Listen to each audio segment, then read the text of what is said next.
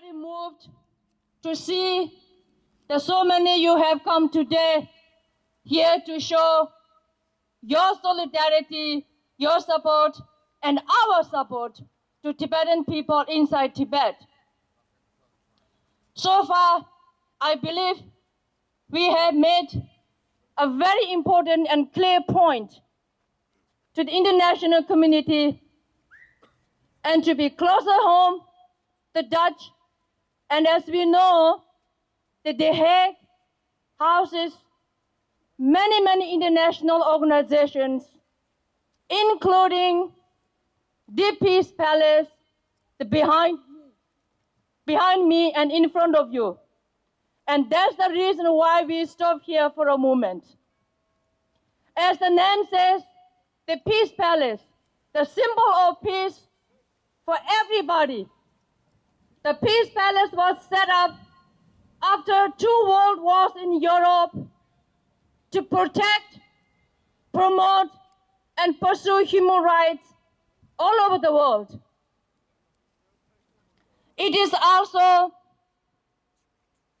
the International Court of Justice.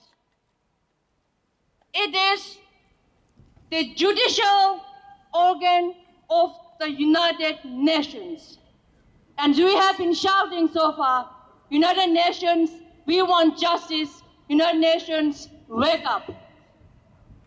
And I believe that this is something very important for us here, but at the same time, we are here to say on behalf of 6 million Tibetans to the United Nations that enough is enough.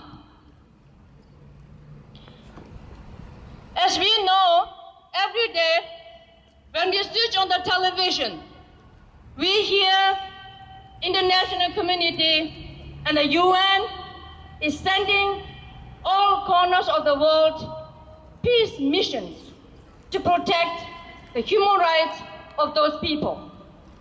As we stand here, I know that the United Nations very new special envoy, the former General Secretary of the United Nations, Kofi Annan, who is appointed as a special envoy of the United Nations to Syria. Now, what can we say? Why Syria? When Tibetan people, as we see here their faces, 26 of them sacrificed their lives for their freedom, freedom of Tibetan people, freedom for all of us. So, the question comes to our mind, United Nations, why Syria, and why the world's most prestigious organization is silent on Tibet? Yes, United Nations had passed 4 resolutions on Tibet, my dear friends, my brothers and sisters. 1959, 1960, 1965, and 1991.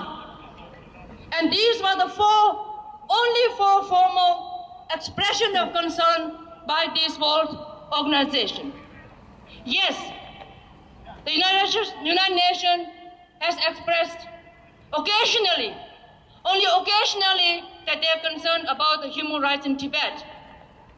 As we stand here, the UN Human Rights Council is in session in Geneva. I know my colleagues have been able to make statements, and I know that many UN mechanisms and Council itself has expressed its concerns inside Tibet. But we say this is not enough.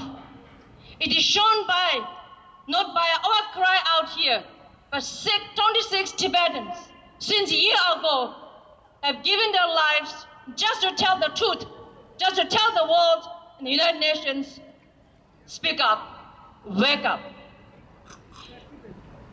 Today is a very important historic day for Tibetan people. And a year ago, we have a very important change taking place in our political leadership. Now, the new Galan Chiba, Dr. Losong Sangye, has declared his statement today, one of which he is appealing to the United Nations to appoint a special rapporteur, a special envoy. We don't care how the person is called, but this person must be appointed by the United Nations and tell the China and that person be allowed to go into Tibet and look for themselves and come back and report back to the United Nations and also to the international community. So therefore, on our behalf, I also would like to appeal to the United Nations, to this peace palace, the symbol of justice and peace, that we would like to see that there is a special UN envoy or a special rapporteur that who in June, when they meet this next session, that will say come back and saying that China cannot continue the human rights violation in Tibet.